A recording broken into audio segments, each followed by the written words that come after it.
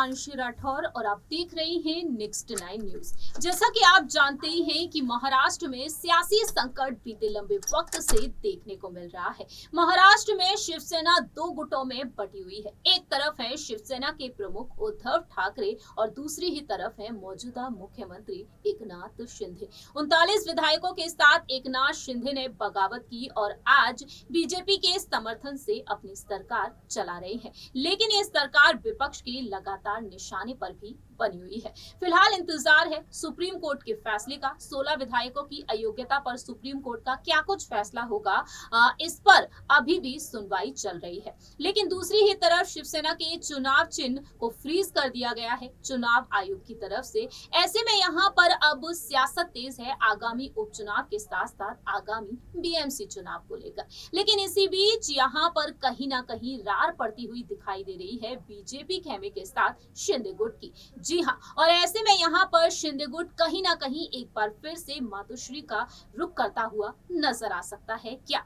जी हाँ, यहाँ पर यही सवाल खड़ा होता है, क्या मुख्यमंत्री एकनाथ शिंदे एक बार फिर से यहाँ पर उद्धव ठाकरे के साथ नजर आएंगे? क्या वह ठाकरे परिवार के साथ मिलकर महाराष्ट्र में शिवसेना की सरकार चलाते हुए देखे जाएंगे? खैर, ये तो वक्त के साथ साथ ही पता चलेगा, लेकिन फिलहाल गौर करेंगे यहाँ पर लेटेस्ट खबर की तरफ कि आखिरकार खबर क्या है। दरअसल आपको बताते चले कि उद्धव ठाकरे खेमे के कद्दावर नेता सुषमा अंधारी ने हाल ही में एक बेहद बड़ा बयान दिया है और उन्होंने दावा कर दिया है बीजेपी और शिंदे गुट का गठबंधन ज्यादा दिन तक नहीं टिकेगा। उन्होंने यहाँ पर शिंदे गुट और बीजेपी पर निशाना साध दिया है। सनसनीखेज दावा ये किया है कि शिंदे गुट और बीजेपी दोनों के बीच काफी असंतोष है और आने वाले समय में ये असंतोष भड़केगा और खुलकर सामने आएगा। इतना ही नहीं, शिवसेना उद्धव बाला साहेब ठाकरे के नेता अंधारे ने कहा कि महाराष्ट्र के सीएम एकनाथ शिंदे और डिप्टी सीएम देवेंद्र फडणवीस कई मौके पर आमने सामने रहे। हालांकि बीजेपी के साथ गए एकनाथ शिंदे अब आत्मसम्मान को दफन कर चुके हैं। वहीं बीजेपी में इस वक्त एकनाथ शिंदे का अपमान हो रहा है। उनका माइक हटा दिया गया, उन्हें कागज पर लिख कर दिया जाता है। वह देवेंद्र फडणवीस जिस तरीके से उनके सामने से माइक हटा लेते हैं, उसको लेकर यहाँ पर तंज कसे हैं। वहीं देवेंद्र फडणवीस मुंह पर कागज रखकर निर्देश देते हैं।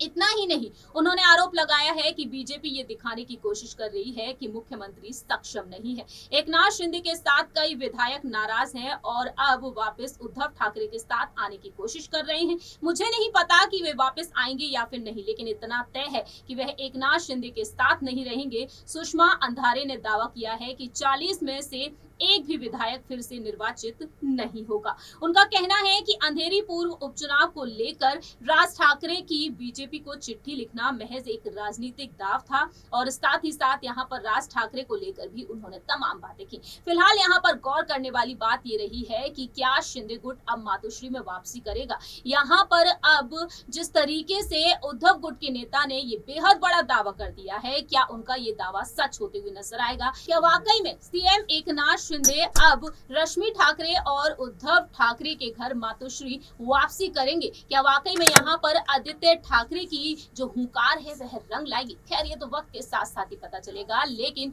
विधानसभा चुनाव में भी वक्त बाकी है और ऐसे में देखना दिलचस्प होगा कि देवेंद्र फडणवीस, पीएम नरेंद्र मोदी, केंद्रीय गृह मंत्री अमित शाह जी और अध्यक्ष जेपी नड्डा जी के साथ मिलकर क्या कुछ फैसले लेंगे? क्या यहाँ पर अब एकनाथ शिंदे की सरकार गिरती हुई नजर आएगी? तमाम सवाल हर किसी के मन में है, लेकिन खैर ये तो वक्त के साथ साथ ही देखने को मिलेगा। हमारी इस रिपोर्ट में इतना ही। बाकी की तमाम अपडेट्स के लिए आप देखते रहिए नेक्स्ट 9 न्यूज।